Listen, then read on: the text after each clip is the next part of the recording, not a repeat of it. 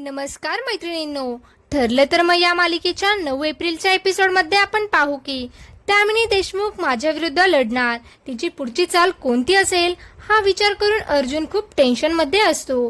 तेव्हा चैतन्य त्याला समजावून सांगतो, अर्जुन तू दामिनीपेक्षा काही कमी नाहीये, त्यामुळे काळजी करू नकोस. रविराज प्रतिमाला डॉक्टरांकडे घेऊन जातो आणि हे दोघेही घरी परततात. तेवढ्या सायली प्रतिमाला कॉल करते आणि म्हणते की प्रतिमा मी एक प्लॅन करायचं ठरवलंय. त्यासाठी आज तुम्ही संध्याकाळी संपूर्ण सुभेदार कुटुंबाला तुमच्या घरी बोलवाल का? आणि त्याच वेळेस रविराज काका सुद्धा घरी असले पाहिजे, त्याचाही काळजी घ्याल. प्रतिमा सायलीच्या या प्लॅनसाठी तयार होते आणि म्हणते, तू हे ठरवलंय म्हणजे नक्कीच सगळ्यांच्या भल्याचा विचार केला असेल. मी नक्कीच सगळ्यांना बोलावून ठेवेल. आता दुसरीकडे दामिनी देशमुख ही महिपतला घेऊन चक्क जेलमध्ये पोहोचते. तेव्हा जेलर विचारतो, दामिनी मॅडम तुम्ही अचानक इथे कशा? दामिनी म्हणते, साक्षी शेखरेच्या सेलमध्ये जी लेडी कॉन्स्टेबल आहे ना तिला बोलवा. ही लेडी कॉन्स्टेबल येते तर दामिनी देशमुख तिला विचारते, तुम्ही कोणत्या हक्काने माझ्या क्लायंटला साक्षी शिकरेला प्रश्न विचारलेत? ही लेडी कॉन्स्टेबल खूप घाबरते आणि म्हणते, मॅडम मी असेच सहज तिला प्रश्न विचारले. तर दामिनी चिडून म्हणते, असं कसं सहज विचारलं? तुम्ही जज आहात का? वकील आहात का? तुम्हाला नियम माहिती नाहीये का? पहिला नियम, कोणत्याही महिला कैदीला तुम्ही रात्रीच्या वेळेस प्रश्न विचारू शकत नाही. दुसरी गोष्ट, तुम्ही त्यांना घाबरवू शकत नाही. आणि तिसरी गोष्ट, तुम्ही त्यांच्या तोंडावर पाणी फेकून मारलं, याचा अर्थ शारीरिक छळ केला. तुम्ही ते करू शकत नाही. महिपत म्हणतो, शारीरिक छळ म्हणजे? माझी पोरगी खूप घाबरली होती, तिच्या तोंडावर त्या टमरेलमधून पाणी फेकून मारलं, ती थरथर कापत होती. दामिनी म्हणते, तुम्ही आत्ताच्या आत्ता यांच्या नावाने लेखी तक्रार करा. ही लेडी कॉन्स्टेबल खूप घाबरते आणि म्हणते, मॅडम मला माफ करा, माझी नोकरी जाईल. दामिनी म्हणते, हा विचार आधी करायला पाहिजे होता. आता साक्षी शिकरेची वकील दामिनी देशमुख आहे आणि ती जेलमधून बाहेर पडते. इकडे सायली किचनमध्ये काम करत असते तर कल्पना आणि प्रिया टाइमपास करत असतात. तेवढ्यात कल्पनाला प्रतिमाचा कॉल येतो आणि ती म्हणते, मी तुम्हा सगळ्यांना आज आमच्या घरी आमंत्रण द्यायला कॉल केला आहे. हे ऐकून कल्पनाला धक्काच बसतो आणि ती म्हणते, परंतु रविराज भाऊजी?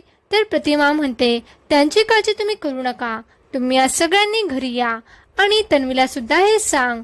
कल्पना हो म्हणते आणि तन्वीला याबद्दल सांगते.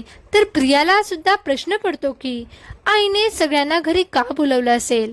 चैतन्य धावत येऊन अर्जुनला सांगतो की जेलमध्ये दामिनी देशमुखने साक्षीची बाजू घेत एक लेडी कॉन्स्टेबलला नोकरीवरून काढून टाकलंय. हे ऐकून अर्जुनला मोठा धक्काच बसतो आणि तो म्हणतो, मला वाटलंच होतं की दामिनी देशमुख आता त्या साक्षीला गरीब बिचारी सिद्ध करून जेलमधून सोडण्याचा प्रयत्न करेल. तेवढ्या सायली अर्जुनला फोन करून सांगते, प्रतिमा आत्याने आपल्याला सगळ्यांना घरी बोलवलंय. हे ऐकून अर्जुनला धक्काच बसतो. यामध्ये सायलीचा काहीतरी विचित्र प्लॅन नाही ना, याबद्दल तो विचारतो. सायली म्हणते, तुम्ही काळजी करू नका, असं काही नाहीये. संध्याकाळी संपूर्ण सुभेदार कुटुंब प्रतिमाच्या घरी पोहोचतं. ते प्रभू श्री रामचंद्राच्या मूर्तीला नमस्कार करतात. प्रतिमा त्याचं स्वागत करते, पण त्याच वेळेस रविराज तेथे येतो. सुभेदार कुटुंबाला पाहून त्याला खूप राग येतो. रविराज प्रतिमाला जाब विचारतो की यांना इथे कोणी बोलवलंय? प्रतिमा सांगते, मी त्यांना इथे बोलवलंय. रविराज म्हणतो, प्रतिमा तुला हक्क आहे या घरात कोण येईल आणि कोण नाही हे ठरवण्याचा, परंतु जोपर्यंत ही माणसे इथे आहेत तोपर्यंत मी इथे थांबणार नाही. असं म्हणून रविराज तिथून निघून जातो. तेव्हा प्रतिमा रविराजला म्हणते की तुम्हाला माझी शपथ आहे, तुम्ही थोडा वेळ इथे थांबा. त्यामुळे रविराजचा नाईलाज होतो. प्रतिमा सगळ्यांना बसायला सांगते. तेव्हा प्रताप रविराजची माफी मागतो की जे झालं ते चुकीचं झालं. तेव्हा रविराज म्हणतो, मला विचारल्याशिवाय माझ्या मुलीचं लग्न करून देण्याआधी तू हा विचार करायला हवा होता. अर्जुन सुद्धा रविराजला सगळं विसरायला सांगतो. अश्विन रविराजची माफी मागतो तर प्रतिमा त्याला रविराजशी बोलू नको असं समजावून सांगते. कल्पना विचारते, प्रतिमा तू आम्हाला सगळ्यांना इथे का बोलवलंयस? प्रतिमा सांगते, आपल्या सर्वांना कीर्तन ऐकायला आवडतं ना. आणि आज रामनवमी आहे. आजच्या दिवशी कीर्तन ऐकलेलं खूप चांगलं असतं, म्हणून मी सगळ्यांना इथे बोलावलंय. हे ऐकून पूर्ण आजी, अर्जुन, कल्पना या सगळ्यांना खूप आनंद होतो. तेवढ्यात भ माधवी, माळी तेथे पोहोचतात. त्यांना पाहून सगळ्यांनाच खूप आनंद होतो. आणि तुमच्या कीर्तनाबद्दल आम्ही खूप ऐकलंय. आज याची देही याची डोळा, तुमचं कीर्तन ऐकता येईल असं म्हणून ते त्यांचं कौतुक करतात. कीर्तनाला सुरुवात होते. माधवी, माळी सांगतात, आज कीर्तनाला माझी साथ अजून कोणीतरी देणार आहे.